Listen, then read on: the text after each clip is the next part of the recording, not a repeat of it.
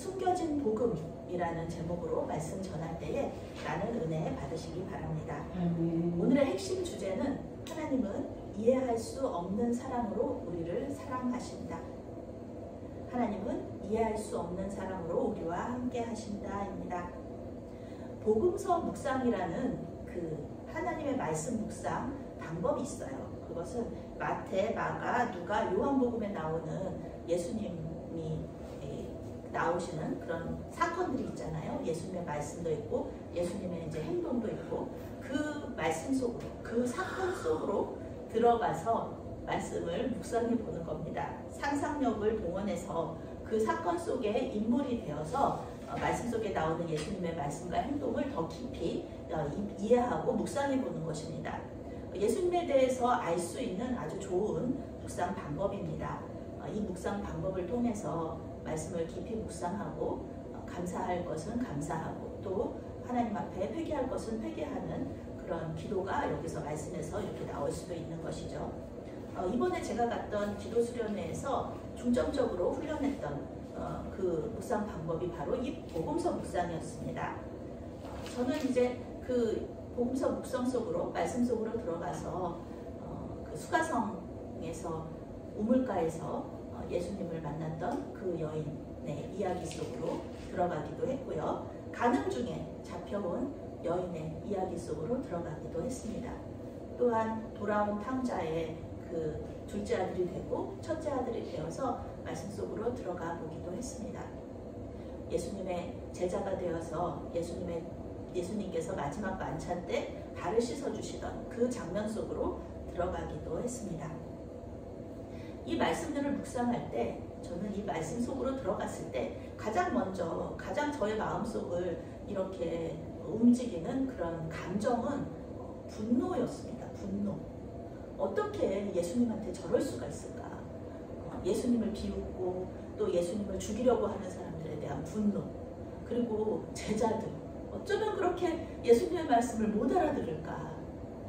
예수님이 이 얘기하시는데 저 얘기하고 있고 그런 분노, 답답함 그런 거를 많이 느낀 거예요. 그런데 더 이해할 수 없었던 게 있었습니다. 그것은 무엇이냐면은 그렇게 이해하지도 못하는 그 제자들, 예수님을 그렇게 죽이려고 하고 조롱하는 그 사람들, 바리새인, 서기관들, 그들을 하나님, 우리 예수님께서는 한결같이 사랑하셨다는 겁니다. 끝까지 사랑하세요. 그렇게 사랑을 주실 수가 없어요. 어떻게 그러실 수가 있나? 우리 예수님한테 계속 제가 기도 가운데 물어봤어요. 예수님, 어떻게 그러실 수가 있습니까? 어떻게 그렇게 그 사람들, 예수님을 죽이려고 하는 사람들, 예수님을 조롱하는 사람들, 예수님 말 못 알아듣는 사람들을 그렇게 사랑하실 수 있습니까? 계속해서 물었는데, 예수님께 물었는데 오늘 말씀 속에서 그 답을 찾은 것처럼 느껴집니다. 사도 바울은 에베소 교회에 보낸 편지에서요, 에베소 교인들을 위해서 이렇게 기도해요. 지식을 초월하는 하나님의 사랑을 당신들이 깨닫게 되기를 원합니다. 우리의 지식으로는 이 하나님의 사랑을 이해할 수 없어요. 우리의 지식으로는 하나님의 사랑 앞에 우리가 왜 하나님 그러시군요. 그래서 그렇게 사랑하셨군요. 그거 이해할 수 없다는 거예요. 그 사랑 너무 커요. 그래서 사도 바울은 하나님의 사랑을 경험해라. 그 놀라우신, 그 이해할 수 없는 하나님의 사랑을 경험하고 그래서 그 하나님의 사랑을 알고 그 사랑을 가지고 다른 사람들을 사랑해라. 이렇게 권면하고 있는 것입니다. 자기를 십자가에 못 박은 원수까지 사랑하신 예수님께서 우리에게도 말씀하시잖아요. 원수를 사랑하라. 우리에 대한 사랑을 증명하셨어요. 우리가 바로 예수님을 죽인 그 죄인들이잖아요. 우리가 바로 그 예수님을 조롱했던 죄인들이잖아요. 그리고 또 우리가 바로 예수님의 말씀을 못 알아듣는 그 제자들이잖아요. 우리의 모습이 바로 그 모습인데도 예수님께서 우리를 그렇게 끝까지 사랑하셨다는 것입니다. 예수님의 모습은요, 이 끝까지 사랑하는 모습, 이 이해할 수 없는 사랑으로 우리를 사랑하시는 그 하나님의 모습은요, 신약 예수님의 이야기 속에만 들어있는 것이 아닙니다. 물론 예수님의 십자가처럼 아주 드러내놓고 예수님의 사랑을 보여주는 것도 있지만요, 오늘 말씀처럼 숨겨진 그 복음, 이해할 수 없는 사랑을 드러내는 말씀들도 있습니다. 신구약 전체에 흐르는 어떤 하나의 그 개념 중에 하나가 바로 이 사랑이라는 것이죠. 오늘 이해할 수 없는 하나님의 사랑은 하나님의 말씀, 하나님의 약속 가운데 숨어 있습니다. 보물찾기를 하는 마음으로 말씀 속으로 들어가 봅시다. 1절부터 5절까지의 말씀 함께 읽겠습니다. 하나님이 노아와 그와 함께 방주에 있는 모든 들짐승과 가축을 기억하사 하나님이 바람을 땅 위에 불게 하심에 물이 줄어들었고 기쁨의 샘과 하늘의 창문이 닫히고 하늘에서 비가 그침에 물이 땅에서 물러가고 점점 물러가서 150일 후에 줄어들고 일곱째 달 곧 그 달 11날에 방주가 아라랏산에 머물렀으며 물이 점점 줄어들어 열째 달 곧 그 달 초하룻날에 산들의 봉우리가 보였더라. 아멘. 이제 드디어 홍수 심판이 끝이 납니다. 지구를 덮었던 물들이 빠지기 시작해요. 우리가 세면대나 욕조에서 물을 뺄 때 어떻게 하시나요? 우선은 그 물을 수전에 있었던 그 배수구 그 뚜껑을 열어야 되죠. 그리고 계속 쏟아졌던 물을 수전에서 잠가야 됩니다. 그래야지 물이 빠지기 시작하는 거죠. 그 배수구 뚜껑을 계속 열어놓거나 계속 닫아놓거나 아니면 수전에 물을 계속 틀어놓으면은 물이 넘치게 되는 것이죠. 마찬가지입니다. 지구를 덮었던 물이 빠지려면요, 지구를 덮었던 물들이 제자리로 돌아가야 돼요. 땅속으로 돌아가고, 그 다음에 이제 바다로 돌아가고, 강으로 돌아가고, 연못으로 돌아가는 이 일들이 있어야 되고요. 그리고 무엇보다도 비가 이제 그만 와야 됩니다. 비가 멈춰야 됩니다. 그래야지 물이 빠지기 시작하는 것이죠. 이렇게 물이 빠지고 땅이 마르는데 거의 1년이 걸린 거예요. 10개월 정도가 걸렸습니다. 노아는 1년 동안 방주 안에서 살았는데요. 땅이 다 마르고도 2개월 동안 방주에서 나가지 않고요. 방주 안에 있습니다. 그리고 나서 하나님의 말씀이 있은 다음에 이제 방주 밖으로 나오게 됩니다. 하나님께서 홍수 심판을 끝낸 이유에 대해서 성경은 방주에 타고 있던 노아와 짐승들을 기억하셨기 때문이다. 이렇게 말하고 있습니다. 창세기 8장 말씀은요, 하나님의 생각에서 시작돼서 하나님의 생각으로 끝이 납니다. 여기서 기억하다라는 말이 있는데요, 하나님께서 기억하셨다. 이것은 원어로 생각하다, 상기하다 이런 뜻입니다. 하나님께 이 단어가 사용됐다. 그러면은 그 상황에서 모든 문제들은 다 풀린다고 봐야 됩니다. 하나님께서 생각하셨다, 하나님께서 기억하셨다. 그러면은 그 상황에서 벌어진 모든 문제들 해결이에요. 히스기야 왕이 죽을 병에 걸렸을 때 하나님께 하나님 저 살려주세요 기도하지 않았거든요. 하나님 제가 한 일들을 기억해 주십시오. 나를 기억해 주십시오 라고 기도했어요. 우리가 봤을 때는 지금 죽을 병에 걸렸는데 하나님 병 고쳐주세요, 살려주세요 이렇게 기도해야지 어떻게 기억해 주세요 이렇게만 기도한다고 생각해 주세요 기도하면 되나 그렇게 생각할 수 있는데요. 히스기야 왕은 알았던 거죠. 하나님이 생각한다, 기억한다 이러면은 자기의 병도 고쳐지고 그리고 자기 나라를 위협하고 있는 남유다를 위협하고 있는 아수르의 손에서도 구해주실 수 있다라는 것을 믿고 하나님 저를 기억해 주십시오. 제가 한 일들을 기억해 주십시오. 이렇게 기도했던 것이죠. 하나님께 이 단어가 사용된다면은 단순히 생각하는 것뿐만이 아니라 행동하시는 것까지 다 포함됐다라는 것을 오늘 말씀에서 알 수가 있습니다. 실제로 하나님은 히스기야 왕의 병 고쳐주셨죠. 그리고 생명을 연장시켜 주셨고 그리고 풍전등화와 같은 남유다 나라도 아수르의 손에서 구해주셨습니다. 노아와 짐승들은 방주 안에서 계속해서 1년 동안 사는 거예요. 비가 40일 동안 왔으니까 그 40일 동안은 이게 낮인지 밤인지 계절이 바뀌는지 어쩐지도 모르고 그냥 방주 안에만 있는 거예요. 방주 안에서 그냥 사는 거예요. 하나님 그렇게 하라고 하셨으니까. 어떻게 생각하면 그때 굉장히 불안하고 두려웠을 수도 있어요. 하나님이 계신지 안 계신지 우리를 기억하시는 건지 지금 양식은 계속 줄어들고 있고 동물들은 아우성인데 이 사람 몇 명이서 7명인가요? 그 사람 7명이서 그 많은 동물들을 돌보는 게 얼마나 힘듭니까? 고단한 삶이었습니다. 또 지루하기도 했을 것입니다.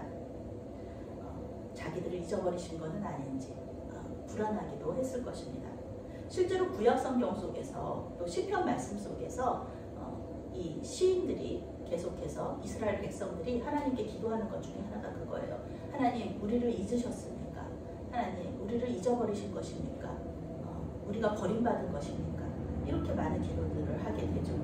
그런데 눈에 보이지 않아도 하나님은 이 방주를 기억하셨고 방주 안에 있는 노아와 짐승들을 기억하셨다는 겁니다.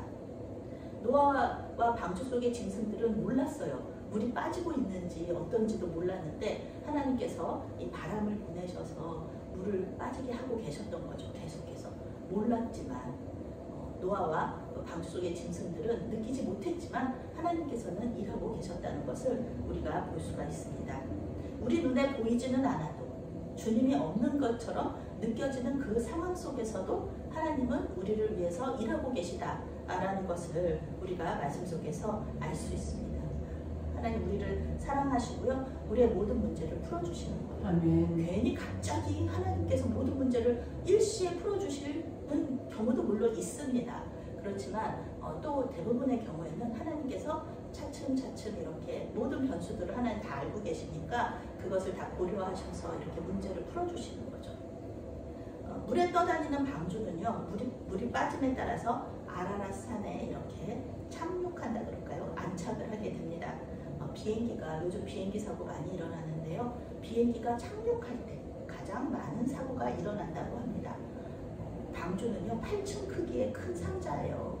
이 큰 상자가 땅에 내려왔는데 얼마나 이 하나님의 그 도우심이 없었다면은 이 8층 건물이 어떻게 물에 떠다니다가 산 위에 이렇게 딱 안착을 할 수 있겠습니까? 하나님께서 도와주신 것이죠. 이것만 해도 노아와 짐승들은 하나님께서 우리를 돕고 계시는구나 이렇게 알아차렸어야 됐을 것입니다. 만약에 이게 이 8층짜리 건물이 잘 못 안착을 해가지고 이렇게 넘어지기라도 했으면 그 많은 짐승들과 새들과 기어다니는 것들 그리고 사람들이 한꺼번에 이렇게 이렇게 섞여가지고 굉장히 아수라장이 됐을 거예요. 우리가 영화나 그런 데서도 보이잖아요. 비행기 착륙할 때 잘못 착륙하면 짐들이 다 떨어지고 사람들끼리 겹쳐지고 그러면서 굉장히 큰 사고가 일어날 수 있죠. 위험천만한 일이었는데 하나님께서 안전하게 아라랏은 산맥이거든요. 우리 태백산맥, 소백산맥에 많은 산들이 있듯이 아라랏산에도 이렇게 많은 산맥들이 연결되어 있는데 그 산맥들 중에 하나에 그 어떤 장소에 그 방주가 안착을 했다는 것이죠. 아라랏산은 그 지금의 터키와 아르메니아 국경에 있는 어떤 한 지역입니다. 성경에서는 어느 한 지점이라고 정확하게 얘기해 주지는 않아요. 영어 성경은 아라랏 산맥에 있는 어떤 곳이다 이렇게 번역을 하고 있습니다. 6절부터 8절 말씀 함께 읽겠습니다. 40일이 지나서 노아가 그 방주에 낸 창문을 열고 까마귀를 내놓음에 까마귀가 물이 땅에서 마르기까지 날아왕래하였더라. 그가 또 비둘기를 내놓아 지면에서 물이 줄어드는지를 알고자 하네. 노아가 이제 방주가 아라랏산에 이렇게 머물고 산 봉우리들이 이렇게 보이기 시작하자 새들을 방주에서 내보내서 밖의 상황을 알아보고자 합니다. 양식도 떨어져 가고요. 방주에서의 삶도 지루하고 고단합니다. 땅에 이제 방주가 내렸고 비도 그쳤어요. 그런데 하나님은 나가라 마라 말씀이 없으신 거예요. 그래서 노아는 새들을 내보내서 주변을 좀 정찰해 보기로 결정을 합니다. 노아는 먼저 까마귀를 내보냈습니다. 까마귀는 조류 중에서도요 가장 지능이 높은 새입니다. 노아가 괜히 까마귀를 내보낸 게 아니에요. 기억력이 좋아서요 사람 얼굴도 기억하고요 도구도 사용할 수 있는 그런 머리 좋은 그 새가 바로 까마귀입니다. 까마귀는 밖으로 나가서 날아다니다가 앉을 데가 없는 거예요. 물새가 아니잖아요. 까마귀는. 그러니까 앉을 데가 없으니까 계속 날아다니기만 하는 거예요. 그래서 다시 노아는 비둘기를 보내게 됩니다. 비둘기 역시도 지금 우리나라에서는 굉장히 골칫덩이처럼 취급받잖아요. 길가에서 쓰레기 주워 먹고 이러면서 참 힘든 그런 삶을 살고 있는 그런 새지만 원래 이 고대 금동에서 비둘기는요 까마귀 못지않게 머리가 좋은 새입니다. 그리고 그 정결한 새라서 하나님께 제사 드릴 때 가난한 사람들은 부자들이야 뭐 소도 드리고 양도 드리고 그러지만 가난한 사람들은 소나 양을 드릴 수가 없잖아요. 그럴 때 가난한 사람들이 하나님께 제물로 드렸던 정결한 이 새가 바로 비둘기입니다. 영리하고 길들이기가 쉽고 또 길찾기에 능수능란해요. 그리고 집을 잘 찾아와요. 그러니까 이제 그 통신수단으로 오랫동안 사랑을 받았습니다. 우리가 영화나 드라마 같은 거 보면 볼 수 있죠. 새 다리에다가 이렇게 편지 같은 거, 비둘기 다리에다가 편지 같은 거 이렇게 묶어가지고 보내는 거예요. 최고 시속이 112km. 그리고 10시간 이상을 날아서요. 1000km 밖에까지 소식을 전할 수 있는 거예요. 그리고 다시 돌아올 수 있는 그런 그 머리를 가지고 있는 지능을 가지고 있는 것이 이 비둘기였다는 것이죠. 노아가 다른 모든 새들 중에서도 까마귀와 비둘기를 선택했던 이유가 있습니다. 그런데 이렇게 머리가 좋은 새들도요, 물새들이 아니기 때문에 어디 앉아야 되잖아요. 그런데 이 땅에 물이 잠겨가지고 앉을 데가 없는 거예요. 그래서 비둘기가 다시 돌아왔어요. 그래서 7일 동안 다시 기다립니다. 노아가 7일 후에 비둘기를 다시 내보내요. 그랬더니 올리브 나뭇가지를 하나 가지고 온 거예요. 아, 물이 많이 빠졌구나. 그래서 나무들이 지금 이렇게 살아나고 있구나. 그러면서 알게 돼요. 그리고 다시 7일 후에 비둘기를 또 내보냅니다. 그랬더니 비둘기가 오지 않았어요. 이제는 비둘기가 살만한 곳이 되었구나. 알아차리게 됩니다. 다시 돌아오지 않는 비둘기를 보면서 이제 우리가 나갈 때가 됐구나를 알는 거죠.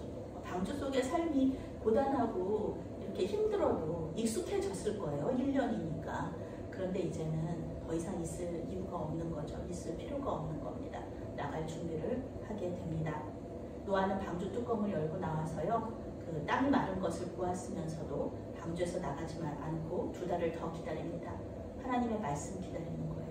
하나님의 말씀이 이제 오면 하나님 말씀하시면 나갈 준비 다 준비해놓고 이제 하나님 말씀만 기다리고 있는 겁니다.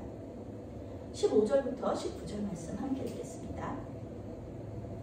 하나님이 노아에게 말씀하여 이르시되 너는 내 아내와 내 아들들과 내 며느리와 함께 방주에서 나오고 너와 함께한 모든 혈육 있는 생물 곧 새와 가축과 땅에 기는 모든 것을 다 이끌어내라. 이것들이 땅에서 생육하고 땅에서 번성하리라 하시매 노아가 그 아들들과 그의 아내와 그 며느리들과 함께 나왔고 땅 위에 동물 곧 모든 짐승과 모든 기는 것과 모든 새도 그 종류대로 방주에서 나왔더라. 아멘.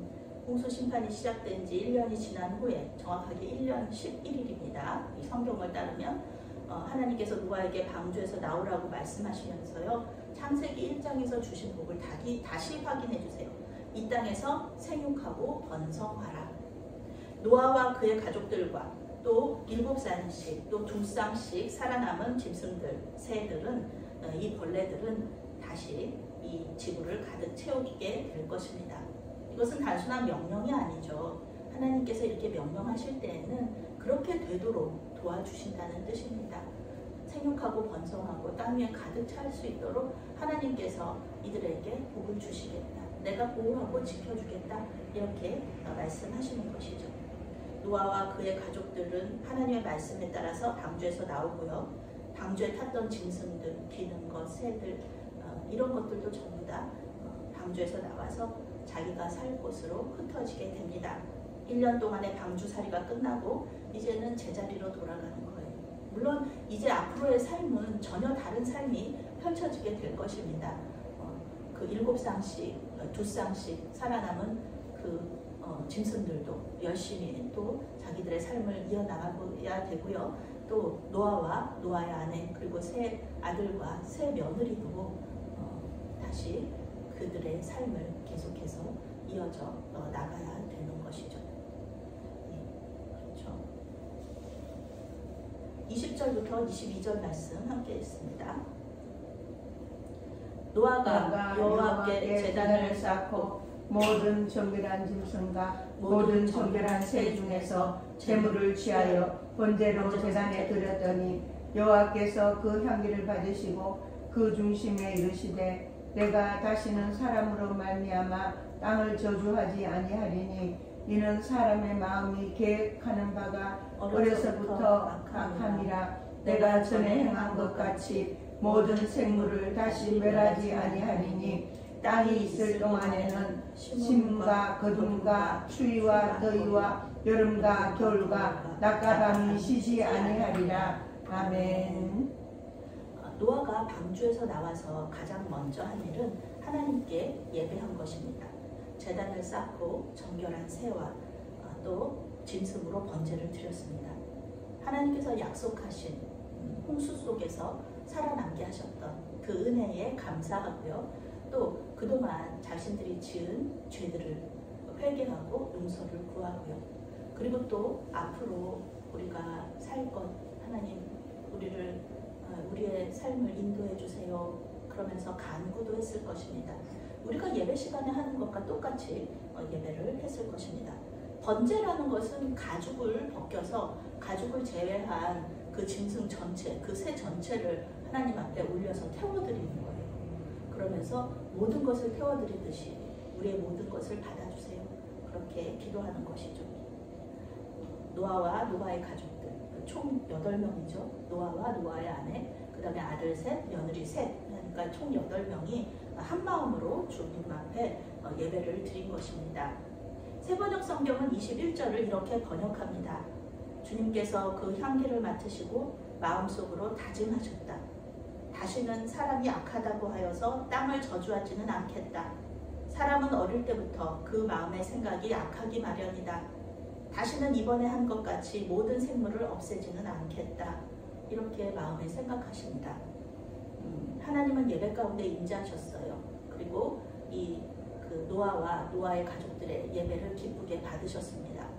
하나님께서 아벨과 아벨의 제물을 기쁘게 받으셨듯이 하나님께서는 노아와 노아의 가족들의 이 예배를 기쁘게 받으셨습니다. 그러나 우리는 노아와 그의 자손들의 미래를 알고 있어요. 노아와 그 자손들이 아벨과 같은 삶을 살았느냐, 계속해서 아벨과 같이 선하고 의로운 삶을 살았느냐, 그렇지 않거든요. 가인의 삶을 살기도 하거든요. 그러니까 하나님의 말씀에 순종해서, 지금 당장은 하나님의 말씀에 순종해서 방주 만들었고요. 방주로 들어가라고 하셔서 방주를 들어갔고요. 이 짐승들 돌보라고 그러셔서 짐승들 돌봤고요. 또 방주에서 나오라고 그러셔서 방주에서 나와서 하나님 앞에 순종함으로 또 이 제사까지 드리고 있는, 이 예배까지 드리고 있는 이 노아와 노아의 가족들이 얼마나 예뻐요. 지금은 그렇죠. 지금 당장은 하나님께서 그 제사를 받으실 만한 분이시지만 결국 이 노아와 노아의 가족들은 나중에 어떻게 되나요? 홍수 심판으로 멸망당한 그 모든 사람들의 악함을 그대로 이 노아와 그 가족들이 행동으로 옮기게 되죠. 그러니까 하나님께서 생각하시잖아요. 과거, 현재, 미래를 한눈에 보시는 하나님께서 이 노아와 노아의 가족들의 이 악한 행동들을 안 보실 수가 없는 것이죠. 홍수 심판을 통해 모든 사람들과 짐승들이 죽은 것을 보면서도 그것을 봤잖아요. 이 노아와 그 가족들을. 그렇게 하나님께 심판받아서 죽는 것을 봤으면서도 똑같이 그들과 똑같은 악을 행하는 모습을 하나님께서는 알고 계시는 것이죠. 그러면서 생각하셔요. 사람은 변하지 않는다. 사람은 변하지 않는다. 매를 때린다고 해서 말을 듣지를 않는다. 왜냐면 그 마음의 생각이 어려서부터 악하다. 이들은 심판받아서 죽을 수밖에 없는데 계속해서 이렇게 내가 심판을 통해서 이 땅을 멸망시키고 짐승들을 죽일 수는 없다. 그러니까 어떻게 해야 됩니까? 하나님은 사랑과 자비하심으로 하나님은 사랑 사랑과 자비하심으로 이 사람들을 대하기로 결정하십니다. 하나님의 마음을 바꾸시는 거예요. 때려서 말을 듣게 하는 것이 아니라 사랑으로 하나님 말씀에 순종하고 이 땅을 살아가게 하시는 그 생각으로 하나님께서 마음을 바꾸기로 결정을 하십니다. 사랑의 힘으로 죄성을 이기고 또 사단의 유혹에서 자유로워질 수 있도록 하나님께서 도와주시기로 결정하시는 거예요. 이것이 놀라운 하나님의 은혜이며 복음입니다. 결국 죄로 인해 죽을 수밖에 없는 죄인을 대신해서 하나님이신 예수님이 죽으시는 것으로 우리의 구원이 완성이 되게 되죠. 예수님이 죽으시는 구원의 방법을 하나님께서 선택을 하시게 됩니다. 하나님은 이제 홍수와 같이 땅의 모든 생명을 없애는 심판은 하지 않겠다 이렇게 말씀하세요. 그 증거가 바로 낮과 밤이 계속되고 계절이 이렇게 바뀌는 것입니다. 우리는 낮과 밤이 계속되고 계절이 바뀌는구나 이것을 보면서 하나님께서 만드신 자연의 섭리니까 당연히 그런 거지, 지구가 돌고 또 그 태양이 돌고 그러니까 과학적으로 그게 당연한 것이지 그렇게 생각하는 것보다는 낮과 밤이 바뀌는구나, 계절이 바뀌는구나, 이것이 하나님께서 이 땅을 멸망시키시지 않겠다는 하나님의 약속을 우리에게 보여주는 거구나, 이렇게 생각하면서 하나님을 기억해야 될 것입니다. 우리는 때때로 우리의 눈에 보이지 않는다고 해서 하나님이 안 계신다고 생각할 때가 있습니다. 하나님께서 살아계신다면 어떻게 이런 일이 일어날 수 있어? 나 하나님께 버림받았나 봐. 나 죄지어서 하나님이 나를 버리셨나 봐. 이렇게 생각할 때도 있습니다. 그런데 이 생각들은요, 모두 하나님께서 우리에게 주신 생각이 아닙니다. 이해할 수 없는 사랑으로 우리를 사랑하시는 하나님께서 어떻게 이런 생각을 우리에게 넣어주실 수 있겠습니까? 절대 그렇지 않다는 것입니다. 물론 하나님은 거룩하셔서 우리와 함께 계실 수 없습니다. 뿌리 깊은 죄성을 가진 우리가 하나님과 멀어지는 것은 당연한 일입니다. 죄 때문에 우리와 하나님과의 관계는 깨졌습니다. 그러나 하나님은 우리에 대한 사랑을 포기하지 않으셨습니다. 하나님은 항상 우리와 함께 하시면서 우리를 도와주세요. 그래서 또 다른 하나님이신 예수님을 보내셔서 구원하시는 방법을 우리에게 주시죠. 그것이 무엇이냐 하면은 예수님께서 우리의 모든 죄를 가지고 십자가에서 죽으시는 것이었습니다. 우리는 그를 통하여서 구원을 얻게 되었습니다. 예수님께서 우리를 대신해서 십자가에서 죽으셨다는 그 사실을 믿는 사람들, 그리고 예수님을 마음에 영접하고 주인으로 섬기는 그런 사람들에게는 하나님의 자녀가 되는 놀라운 은혜를 우리에게 허락해 주셨다는 것입니다. 우리의 죄는 이제 예수님께서 다 가져가셨습니다. 또 다른 하나님이신 성령께서는 우리가 하나님 잘 믿을 수 있도록 도와주시는 거예요. 말씀대로 순종하면서 순복하면서 살 수 있도록 도와주시는 거예요. 그래서 우리는 하나님과 계속해서 친밀한 관계를 맺어갈 수 있습니다. 우리 힘으로는 안 됩니다. 우리 힘으로는 구원받을 수도 없고요. 죄로부터 자유로울 수도 없고요. 또 하나님의 말씀에 순복하면서 살 수도 없습니다. 그런데 예수님처럼 우리 예수님의 삶을 따라갈 수도 없지만 성령께서 도와주시기 때문에 우리가 이렇게 하나님 앞에서 죽지 않고 심판받지 않고 살아갈 수 있는 것입니다. 삼위일체 하나님을 믿으심으로 삶 속에서 구원의 기쁨을 누리시는 저와 여러분이 되시기를 간절히 축원합니다. 아멘. 아멘. 사랑의 하나님, 예수님을 보내주셔서 우리를 구원하여 주시고 이해할 수 없는 주님의 사랑을 증명하여 주시니 감사합니다. 이 시간 주님을 우리의 마음에 주님으로 모셔드리오니 주님께서 우리의 믿음의 여정 가운데 함께 하시며 인도하여 주시옵소서. 예수님의 이름으로 기도합니다. 아멘. 아멘.